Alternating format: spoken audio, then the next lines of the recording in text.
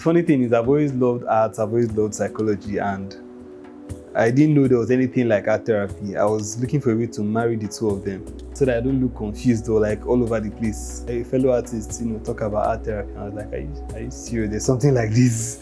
So I had to Google it. I had to do my research, and I found out that there's something like that. But unfortunately, there are no schools in Nigeria that do art therapy.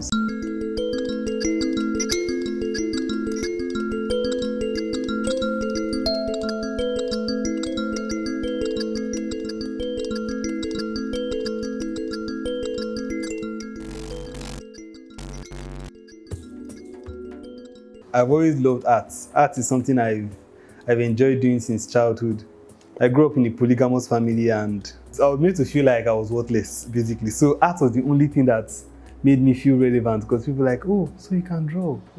So it had just been my love, it had been my escape, since then till I entered university. Shout out to my elder sister.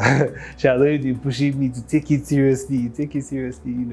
So then I decided to take it seriously, and gradually I started making money from it. And art in itself is therapeutic. There's art as therapy, there's art as psychotherapy. So art as therapy is you just drawing to express your emotions, to let things out. That's just art as therapy. Or music, creating music, whatever it is for you, dance, these are all forms of art. But art as psychotherapy is when you're using art as assessment as a therapist. So sometimes we get patients who don't want to talk for like 2 weeks. They're angry that they are in the rehab in the first place. What am I doing here, And you try to lure them in, just make them do simple art in the beginning, and gradually they just start opening up. They just start expressing, tell them, draw anything, just don't make them feel like, it's a rigid setting. And then before you know, they'll just start expressing, they just start doing things. You start asking them questions, what does this mean to you? What does this mean to you? And, gradually they start opening up.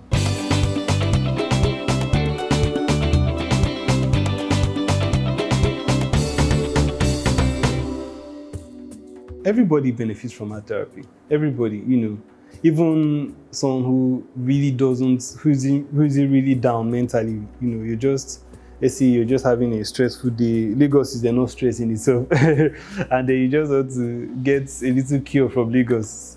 People with amnesia, cancer patients, who are finding it hard to come in terms with their condition. People who are in the rehab for addiction. Children, traumatized children, so many. Everybody benefits from art therapy. The creative process, there are different techniques for art therapy. So each person's case will determine the kind of technique you should use for them. So the creative process varies. If it's clay art, for example, there are times when some people want to, they are not even in the state of mind to even hold pencil and paper. Or someone who has OCD, severe OCD, they might not want to dirty a paper, At the same time, want to get them to be able to learn how to get their hands dirty. You can start telling them to mold clay art, Or there are some people that just tell them, mold your emotion. How does it look like? Or create your addiction monster. What does your addiction monster look like? So they just start molding it with clay, those hands-on kind of thing. You get them in clay, they mold, let them know it's okay to get messy at some point. Then you have water by the side for them to wash up so that they don't start getting, they don't start feeling irritated with the whole process.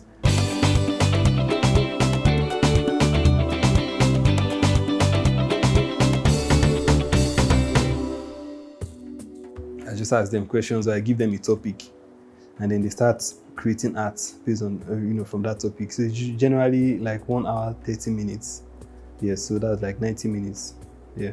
So they create, and then from there we talk about whatever they created, We'll try as much as possible to not get involved in the art making process. So any conversation is before and after the art creation, right? So for this girl, she, in the start, she was just using dark colors. It was nothing relating to the topic and all that. So there are times when, depending on the person's case, It depends. There are times when we choose specific topics. So, for example, there's this one that we do that the first week they'll say create your addiction monster, or draw a scribble, create your addiction monster the next week. Next one they'll say kid your addiction monster. So these kind of topics now you can choose to use any color you want, but subconsciously because of their state of mind, they are drawn to darker colors in the beginning. And then after then you do some psychoeducation, you talk to them about their issues and or you don't even tell them much about why did you use this color, why did you this color means that you're in a dark place. I don't even get to tell them that. So I might just ask questions. What does this color mean to you? What does this color mean to you? And then talk about the thing they are going through at that moment, how they are feeling that day. The next week we do the same thing, we do and all that. So for them to start choosing brighter colors, it's like it's subconscious. They don't even know when they start choosing it. It's just reflecting their state of mind at that particular week.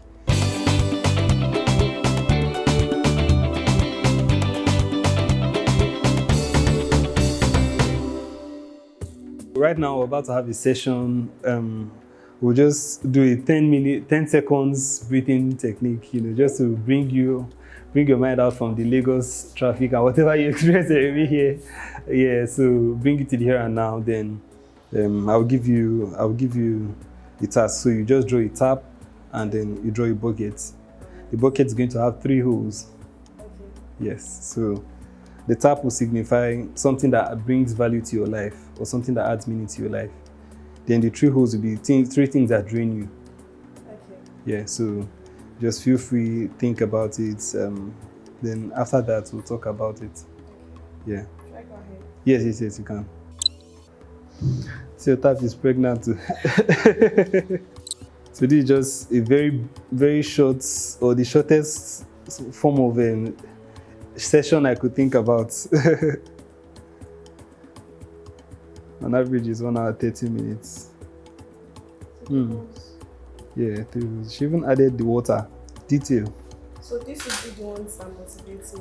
Yes, something that adds water, whatever water means to you. So it could be value, it could be meaning, something that just adds water to your life.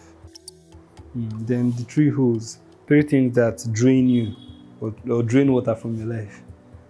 So whatever that will mean to you. Okay, so I would ask some questions about the artwork now. So first off, I start noticing some things. The texture, if it's really hard or if it was soft. So I noticed your texture is a little bit hard. Are you tensed or are you angry? Or what would that mean?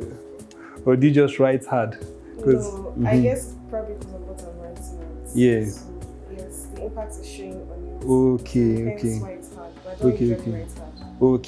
Okay. So that's one thing to notice. Another thing would be numbers, repetition, or something that. So I noticed you use 3 drops of water. You also label 3 here, even though I said write something. So 3 might mean something to you. What do you think 3 would mean to you? How many are you in your family? Sorry.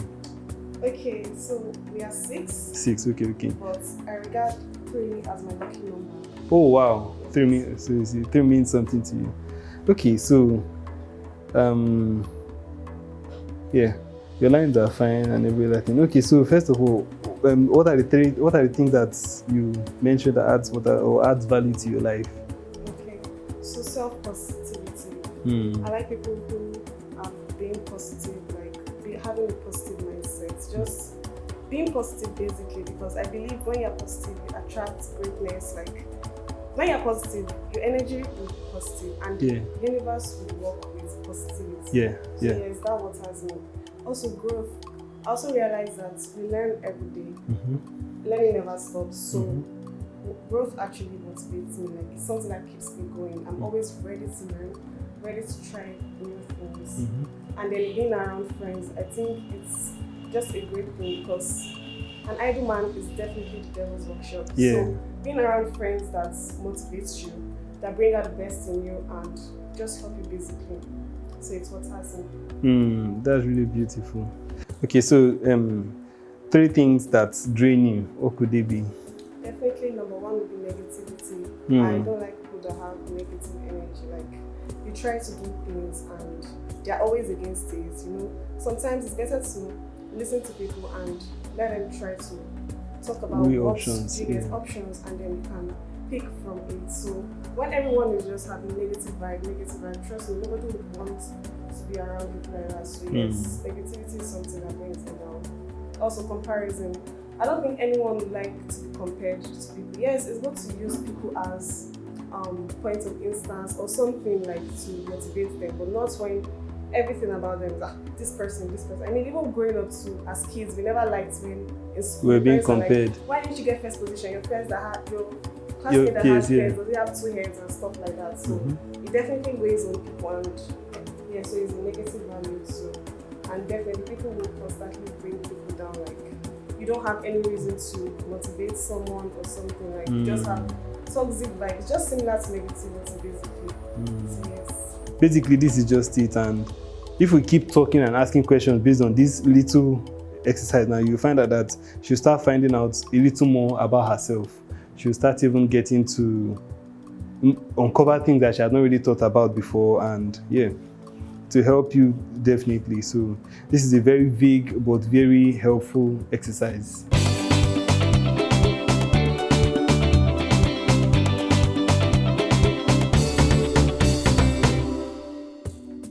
So how do you feel, being able to let these things out? Because I'm not sure you've talked about this. I don't think I've ever spoken about it before. I think talking about things and drawing it out is a way to express yourself. Like you just see that you actually write some things. There are lots of things, but you just write things that actually will you, and it gets to you, and you realize that okay, this is something about me that I didn't know about. Yeah. So, you get to know yourself better as well. All right, so just close your eyes. Breathe in, out, in, out. Just take out your mind from wherever it was before now. Just don't think about anything. Just focus on the blood flowing through your veins. Try to listen to the sound of the blood flowing through your veins.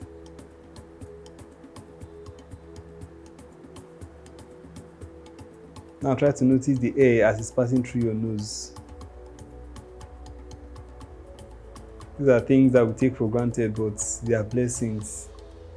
Just focus on the here and now.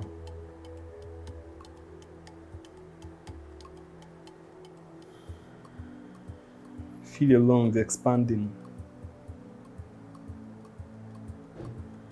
All right, so we're going to come back to reality in 10, 9, 8, 7, 6, 5, 4, 3, 2, 1. All right, open your eyes. Thank you. Thank you.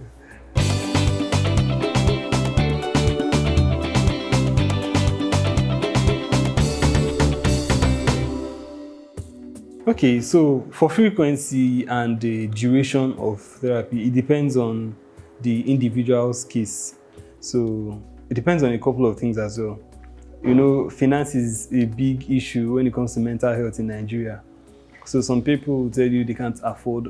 Standard, it should be on average, at least for most of the rehabs I've worked with, is 12 weeks because of the 12-week program. Yeah, so it could be more depending on the person's case. It could be less, but no, it shouldn't be less. It could be more, but yeah, 12 weeks is most recommended. So if someone is discharged before 12 weeks, most times you see the right discharge against medical advice.